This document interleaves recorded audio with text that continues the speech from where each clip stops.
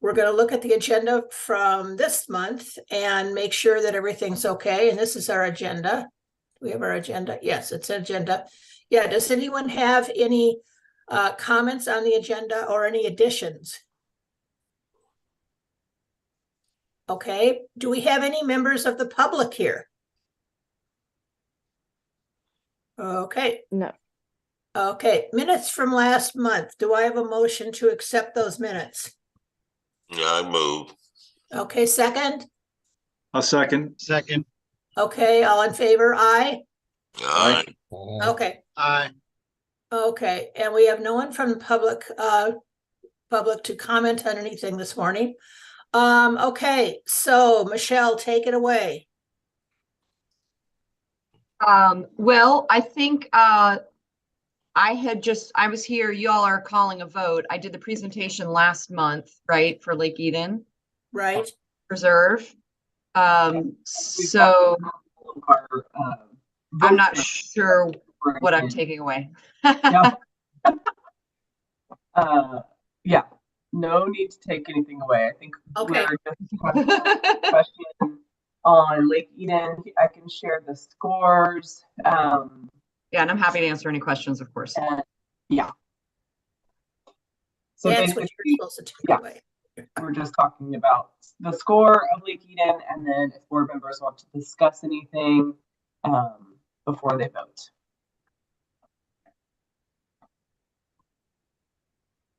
How many people of our board voted?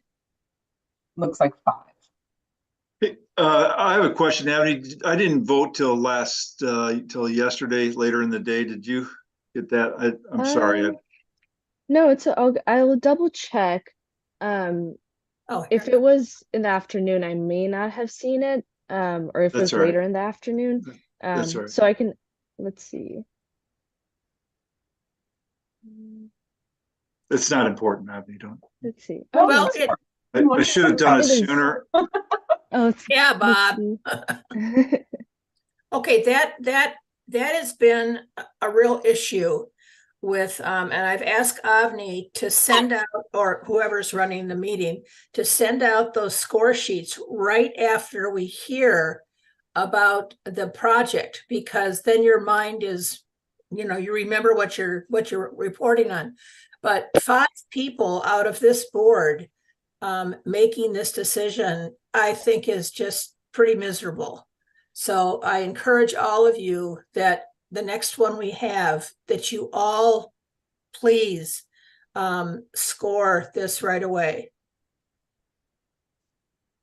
You guys have mine, right? I voted when Michelle gave her presentation. Yes, I do. Okay, great. Yeah, it takes a second to collect, because the way Forms exports it into Excel, and then I have to tally up the scores and then move it into here. So it's not difficult, it's not too time consuming, but it does take a second. And so if we want to potentially move on to the other topics, and then I can tally up the scores and then come back to this. Okay, all right. I don't know if that's going to impact the vote here today, though. What do you think? It might bump it up a little bit, because I think this time around it scored a little bit lower compared to last time. So last time I think it scored like 80, and this time is around 75. So it might bump it up a little bit. But I can get it done a little bit quicker if we want to go on to the updates first. I don't know if that would affect let's do that. Let's go ahead. But 5 of us should not be making this decision. Okay, updates from our partners.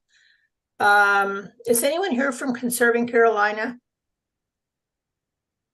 Okay. No. I did shoot a note to Kieran after the last meeting and asked him to see if there's anyone who he could break free to join the meetings in the future. They're doing some good work, but most of it is outside of our county. So, okay, Southern App. We have, yeah. We have not had any new closings in Buncombe County since the last meeting. We are planning on closing two by the end of this year. The South McDarris Ridge conservation easement that this board voted on previously, that's gonna close by the end of this year. And Full Sun Farm Phase 2 should also close either end of this year or early next year, I think. And then we've got 1, 2, 3, 4, 5, 6 active Buncombe County projects for the future. Okay, good. Any questions for Michelle? Okay, is South McDarris, is that Klaus Kruger and Debbie Sinex? Okay. Klaus Okay. and Debbie. Yeah, okay, great. Okay, no one from Conserving Carolina, Riverlink, Hannah. Okay.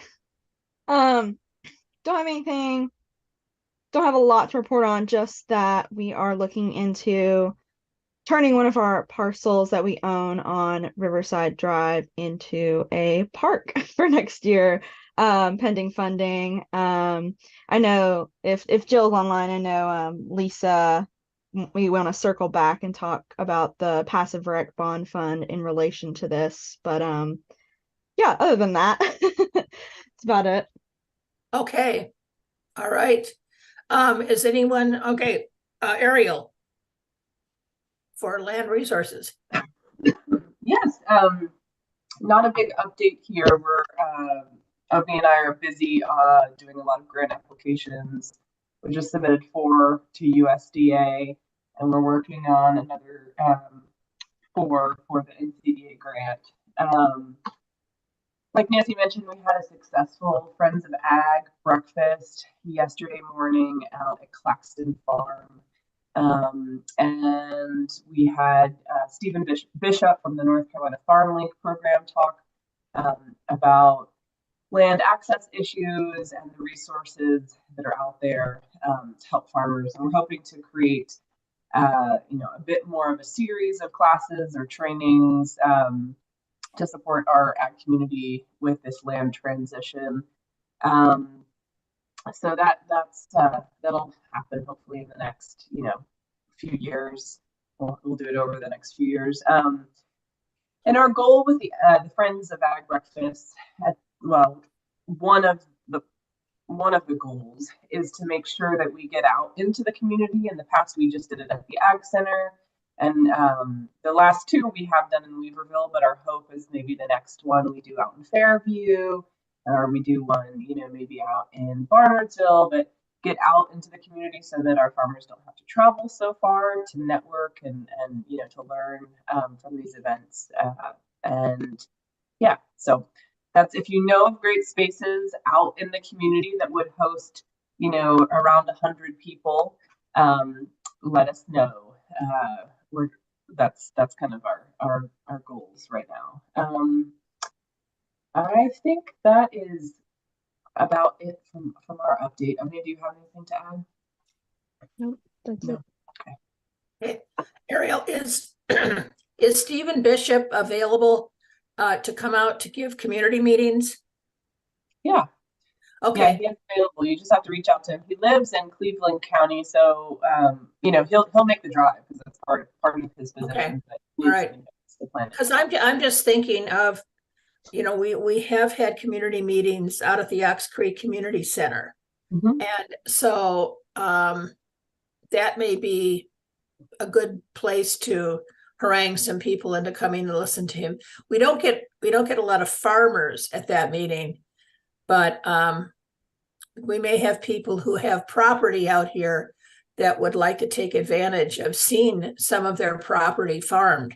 So, yeah, okay. Bob, do you have any outlets that you can think of with your local farmers, your local food people?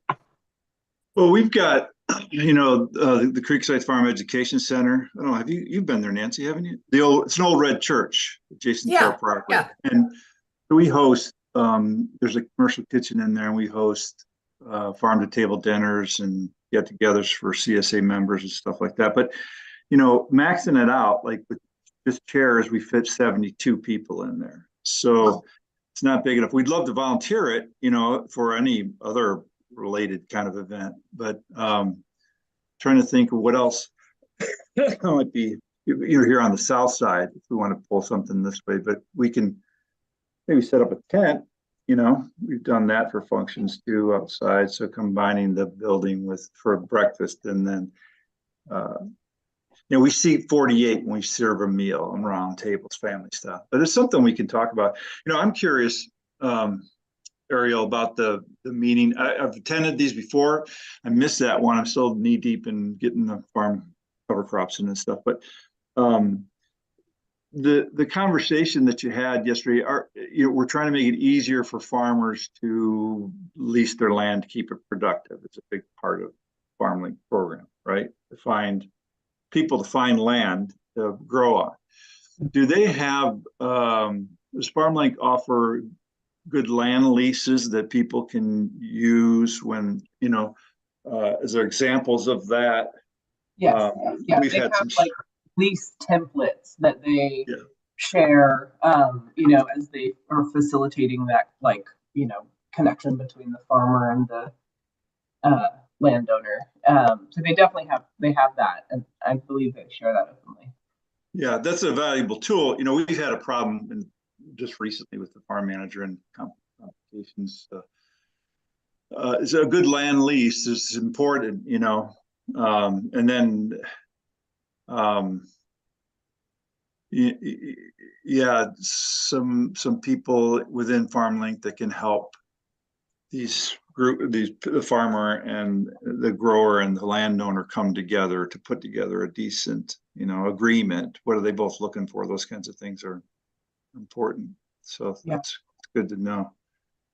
I wish you would have been there, because one of the things that Stephen stressed was I didn't know about this, of the help that different parts of FarmLink has for the legal help and transition, when somebody passes away, estate help, things like that. I didn't know those resources were even there. And that is going to really help some of the stuff that I do up here. So, anyway, is Stephen's, is his presentation available, Ariel? I was just about to say I can email him and get the presentation, and then send it out to you guys. There was specifically one slide that had like all the main resources. That's I took a picture of that one. Yeah. The other thing, Bob, is that if you can see 48 for a roundtable time, if we got 48 farmers in a room to talk about FarmLink, I think that would be pretty awesome. Yeah. So even if, I would love to have something down at your facility, because the people who know you and know what you do are exactly the kind of right-minded people that I think would be interested in this.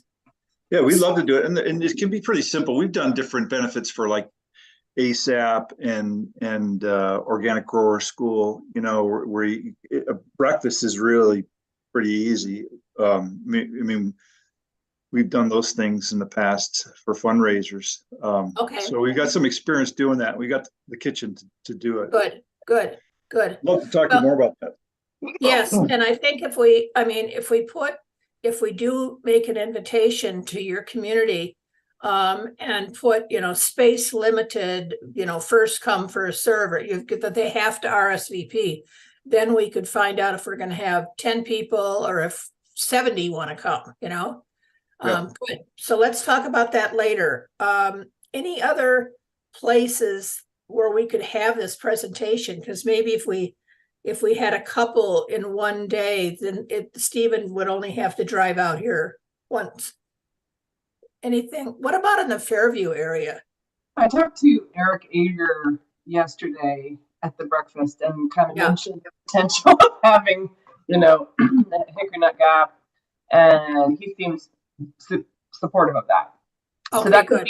That's kind of, I think, well, for the next ag breakfast, that was kind of the location we were thinking of. But we could, for the series of workshops on land transition, I think, yeah, that Hickory Gap, Claxton would, be open to doing it again. And Yeah. then potentially Gaining Ground. We've talked to them in the past, or yesterday's spaces. That's another potential location. Okay, good. Okay. Well, I've threatened for the last 6 months to update our education presentation. And I really think that we need to brush that off and maybe combine it with like something like Stephen's presentation. That presentation was nice. It was short. It was concise. It was a really tight presentation, and I liked it. I think we should use him more. Mhm. So, okay. Anything else from Ariel about the county ag and land resources? Nothing else from us. Okay. Avni, anything? Okay. Nothing. Okay, update from our passive recreation lands subcommittee. Is anyone here? I don't think. Yeah, I'm on the subcommittee. Okay. We've got our next meeting next week. Okay. And so nothing really new to report. We're finalizing our parameters and how we're basing our decisions on different metrics. I think I really don't have much to report at this point. We're just getting rolling. I think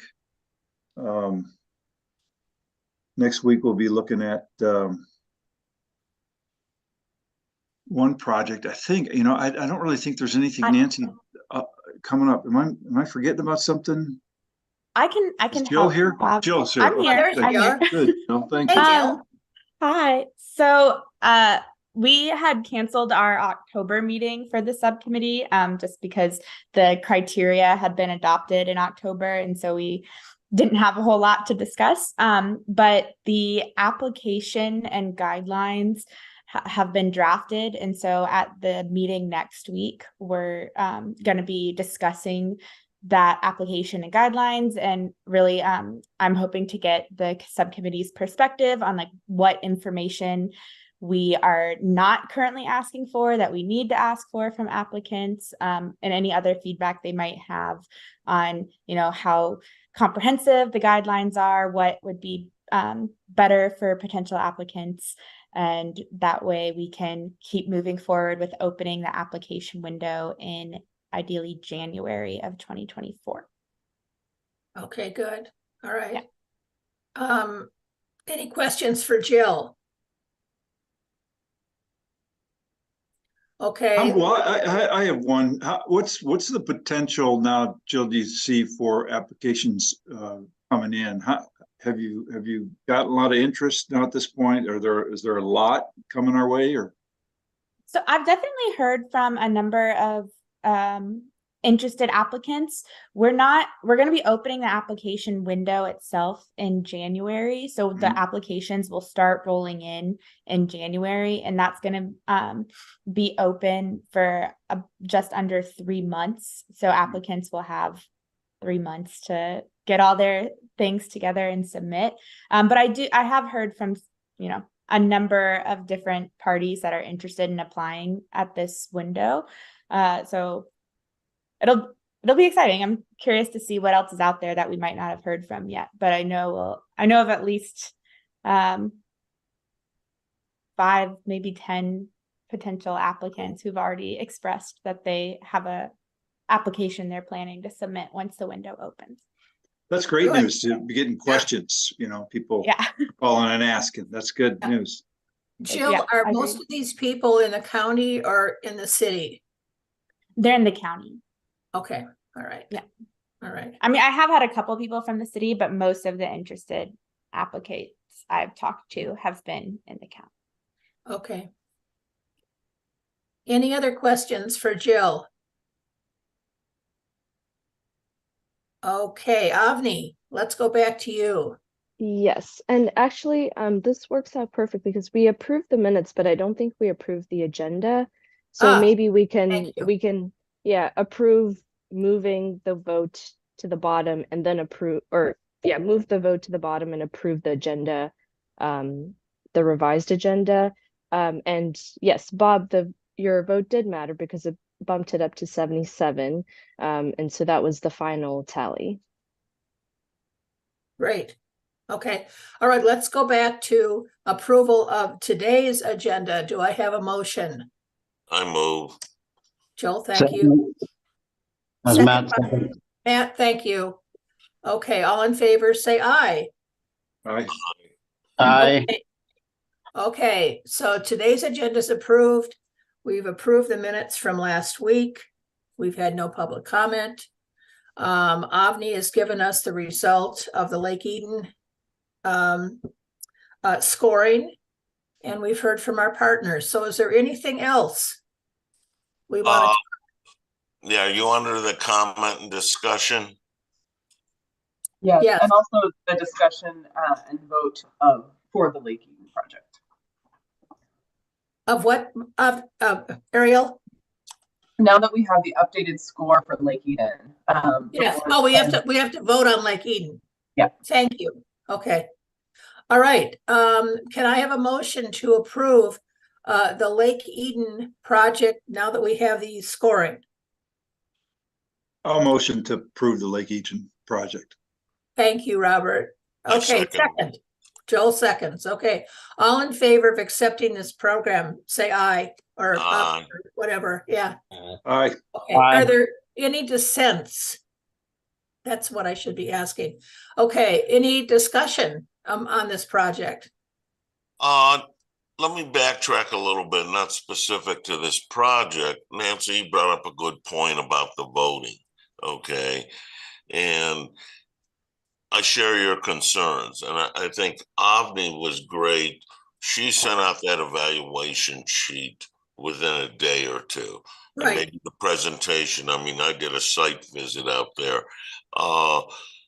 And I'm not sure how we get more board members, especially since they're getting that information almost in real time to Right. vote. Right. And like I said, I share your concerns because I'm on another county board. If there's not the participation, we don't meet. And it creates quite an issue. Okay. So I wish I could offer solutions. Okay. Other than say, board members, they should be able to provide a certain level of commitment. The other thing too, and I think we've talked about this too, looking at the rating sheet. The lowest score, of course, for Lake Eden was farm preservation. And there is no farm preservation. And to me, a little bit, it goes back to my experience working with the federal government, one size fits all. And it doesn't, okay, is what I learned with land resources.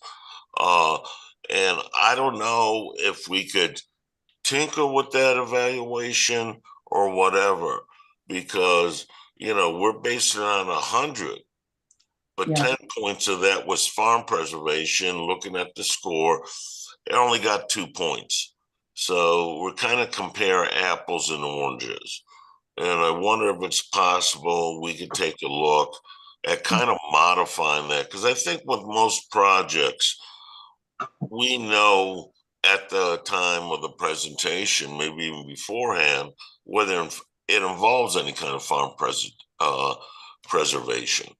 So that would be a great point. And I think so. Avni and I, after I guess maybe it was the last presentation, or the last project that was proposed, I think the board mentioned they wanted a farmland specific evaluation. Yeah. So we put that together. We sent it around to the land trust to make sure that it seemed like it factored in the right questions. But we came to the same exact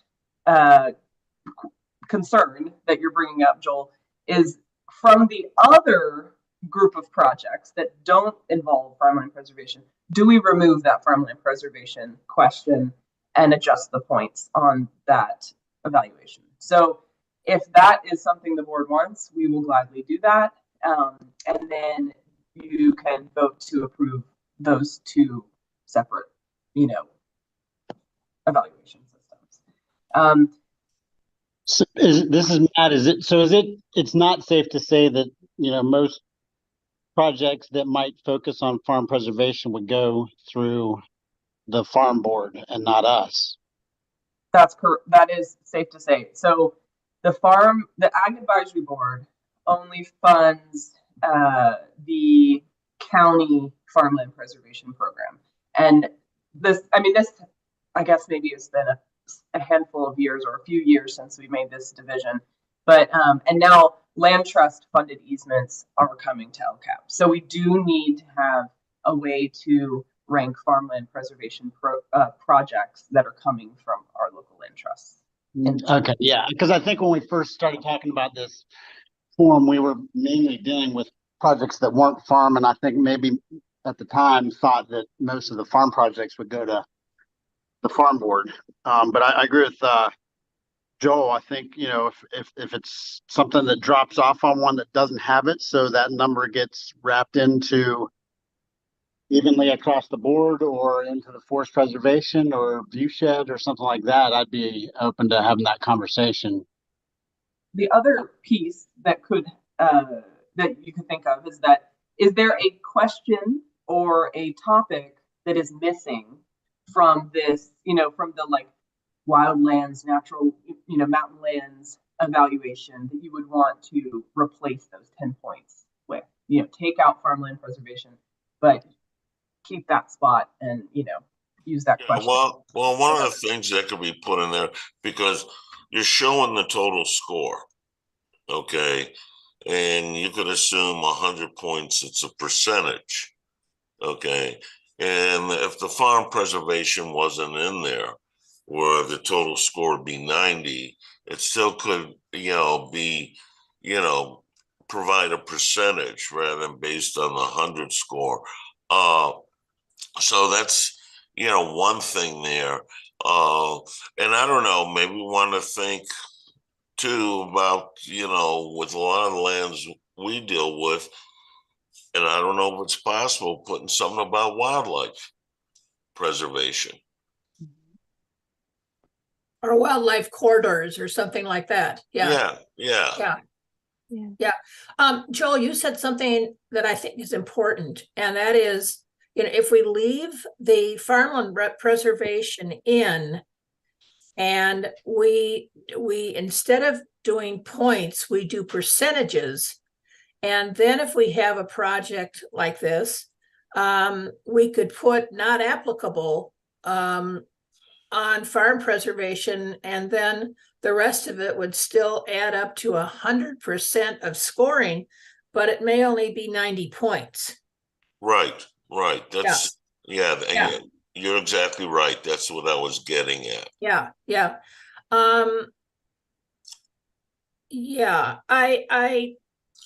I hear you about the wildlife corridor, because we're dealing with that right now in my area, my neighborhood. Now that this development has settled down next door to me with 144 houses now instead of 67 acres of forest. The animals are coming back, and so the animals are going, well, there's no construction and there's not a lot of noise down there, and hey, we can go back to walking through their backyards to get to the creek.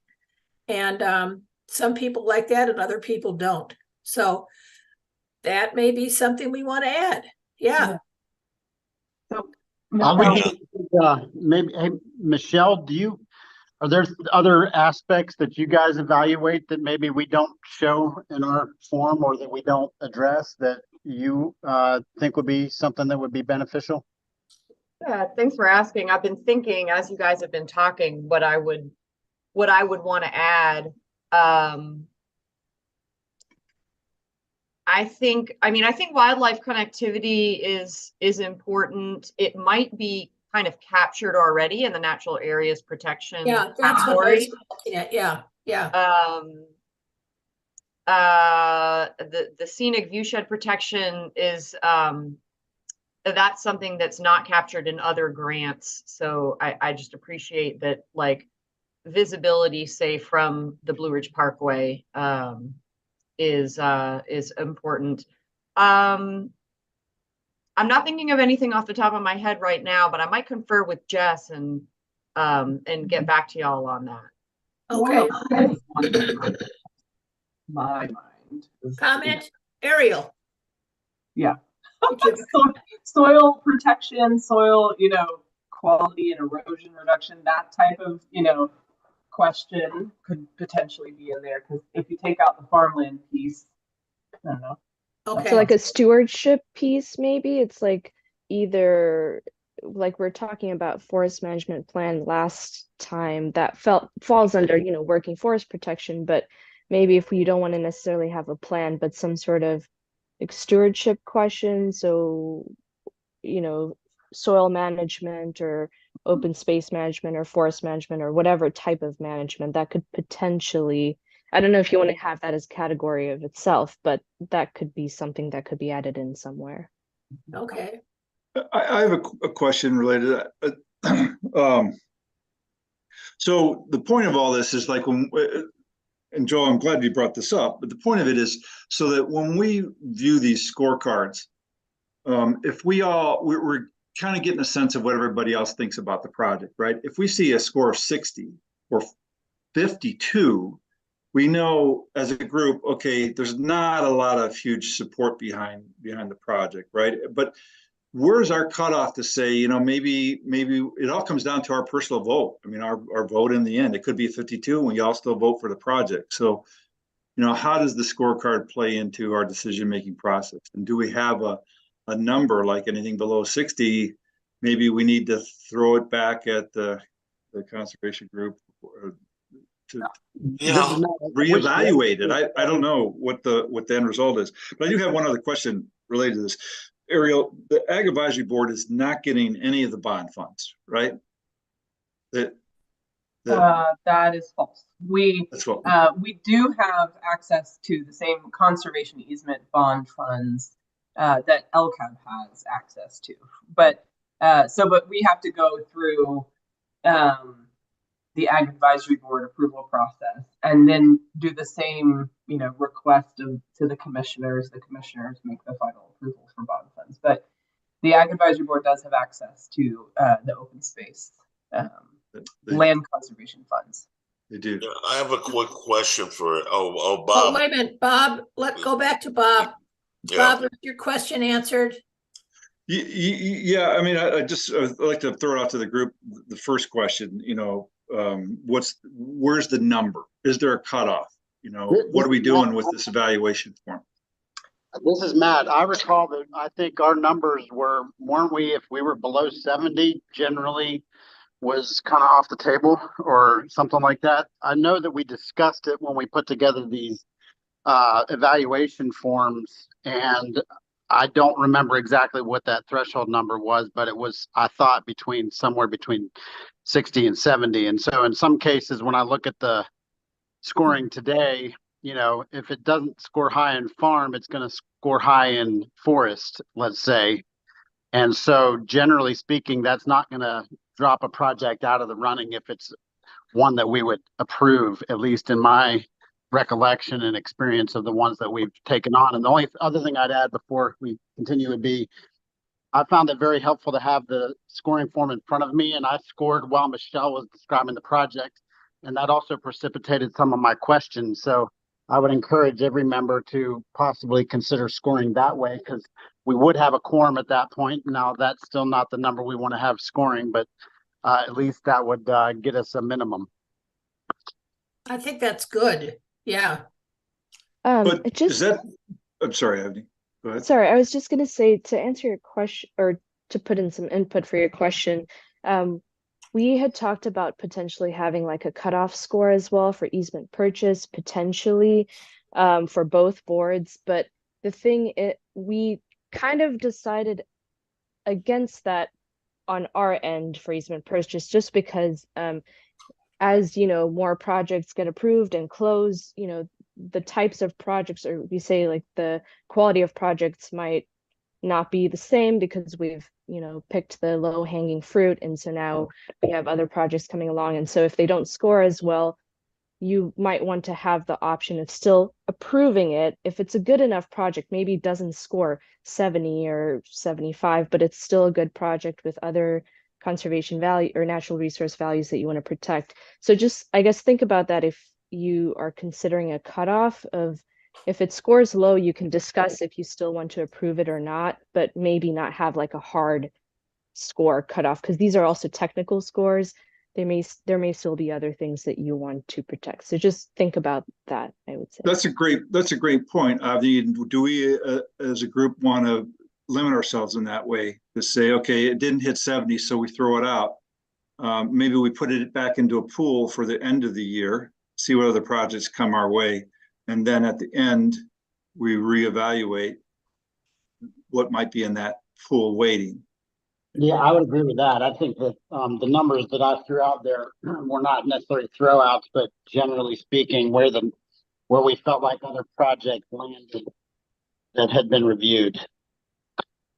Yeah, I've got a quick question, I guess, for Avi and Ariel. Besides us seeing the score sheet and Right. staff, who else sees the score sheet? Yeah. That was going to be my question. Is this public? Is this for, would the public be able to see this? Informational request. We Right. can share the score sheet, but we've never gotten one of those. Okay. And so it's really for the board's, purpose. It's for internal use. And I will say from the Ag Advisory Board standpoint, sometimes the number does not always match the quality of the project.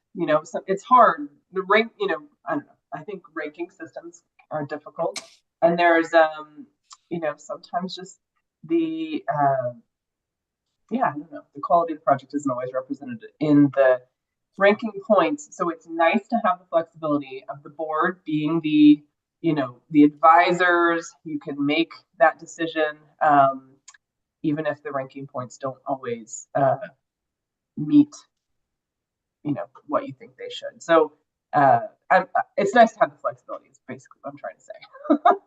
That's a good point. Can I inject one more thing to that? So let's say we have a project in front of us, and it doesn't have to be unanimous for something to pass, right? It just has to be a majority, right?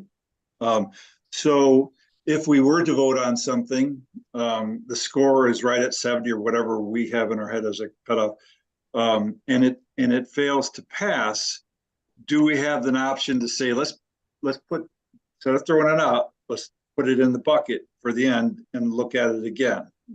If we don't have a majority that wants to pass this project, approve this project, it doesn't necessarily go out the door completely. It goes into a bucket that we can reevaluate at the end of the year, see what kind of funds are left, and how it compares to other projects that may have come in after that one. Does that sound logical to do something like that?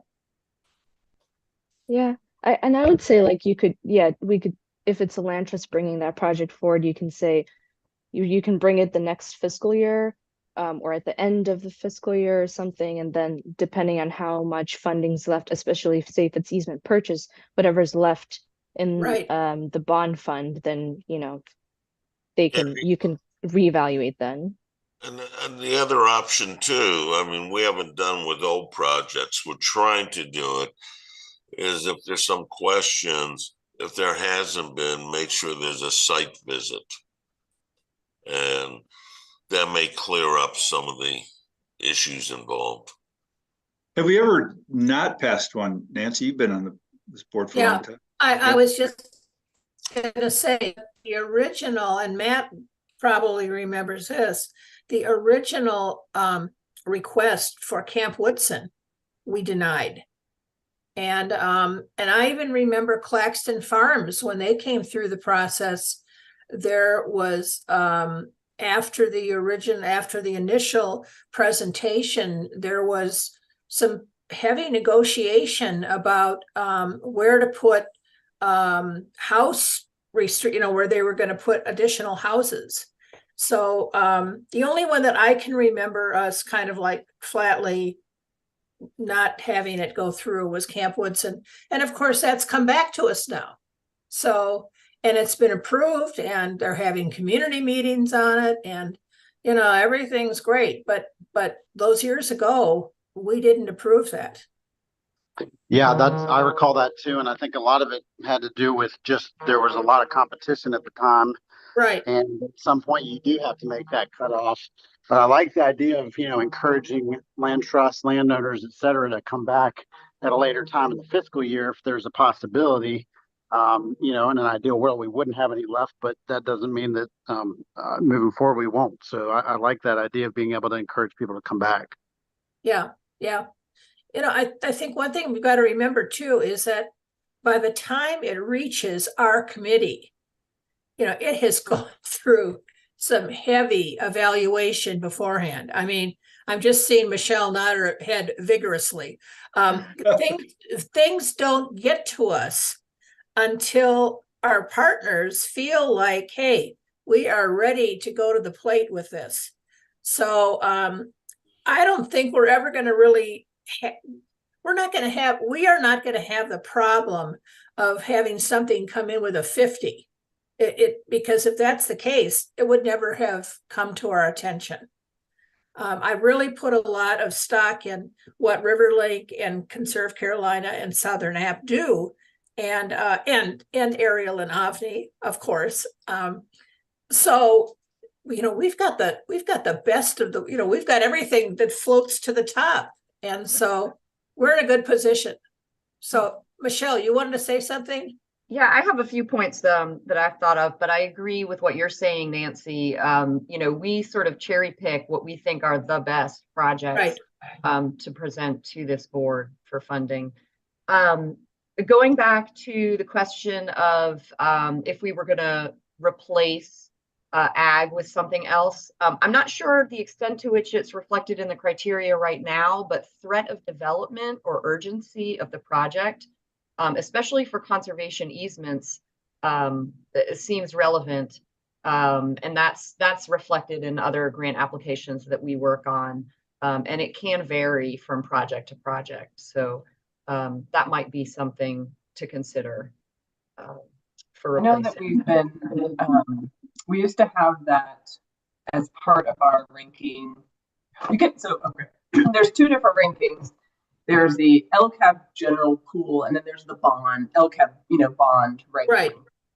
So I know from our experience on the Ag Advisory that the commissioners wanted us to remove development pressure questions because they had the concern, or at least remove making them a priority, specifically with the bond criteria, because they wanted to make sure that any project funded by bond funds is not conflicting with our new comprehensive land use plan and the land use mapping that they've done. So anyways, I'll say it can be a factor for general LCAB, but it probably would not be a good factor for the bond because they had some issues there. But we can have a question about urgency, urgency, just general urgency of the project. All right, but let me just throw in, I think we have to be extremely careful in how we word that question. Because like you said, you've never had anyone from the public ask about your evaluation forms, but I could imagine that somebody who wants to develop 100 acres in Reems Creek Valley, and all of a sudden the land is gone because it's been put in an easement. They may have some questions.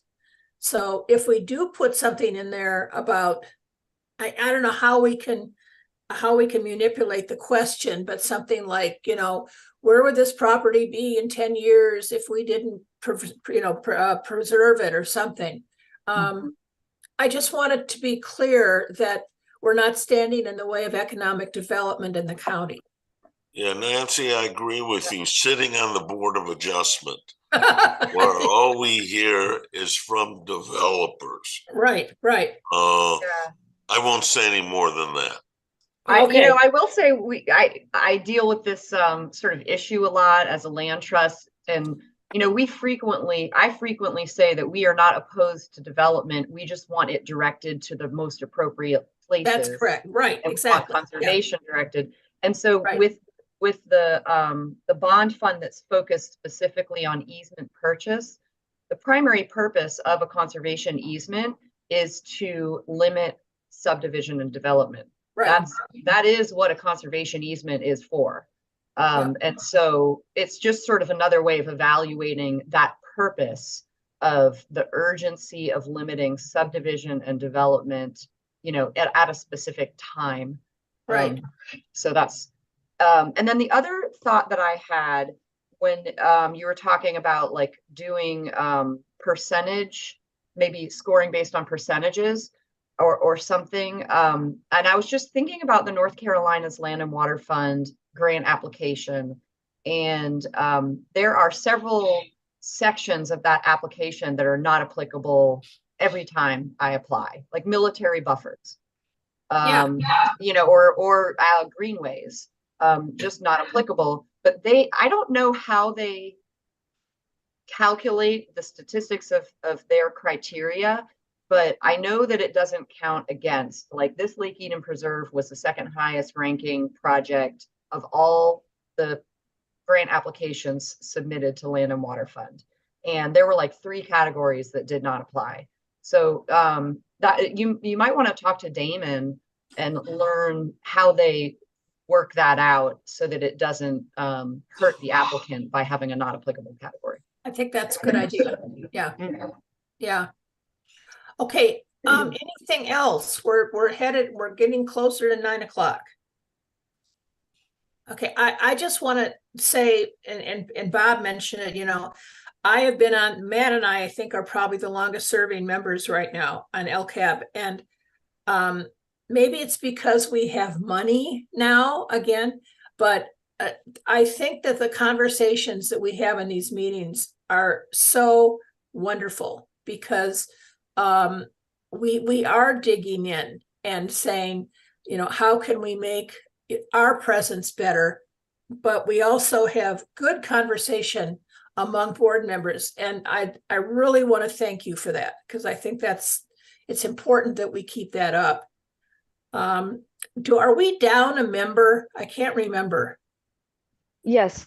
Yeah. We And are. thank you. Yeah. Thank you for bringing that up. I was just going to mention, if we don't, Kim had to step down because of her regular 9 to 5. And so if anyone has suggestions on someone that could take her place, that would be great.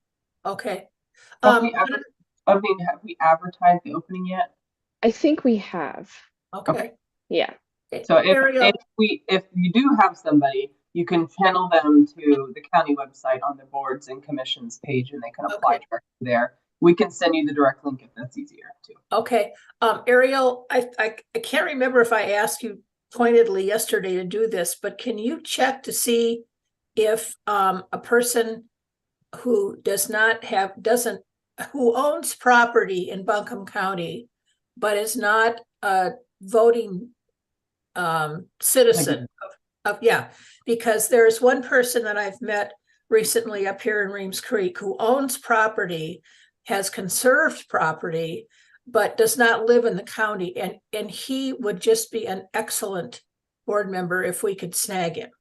But if he doesn't meet the criteria, it's off the table. Okay. I think they have to be a resident of Buncombe. They do. All right. Unfortunately. Yeah. Because Bob Turner had a recommendation as well, but unfortunately, same situation. And yeah. All right. Okay, that answers my question. Hannah, anything from you before we sign off? No, I don't have anything right now. Okay, all right, Michelle. Definitely. Okay, anything? Thank okay. you so much.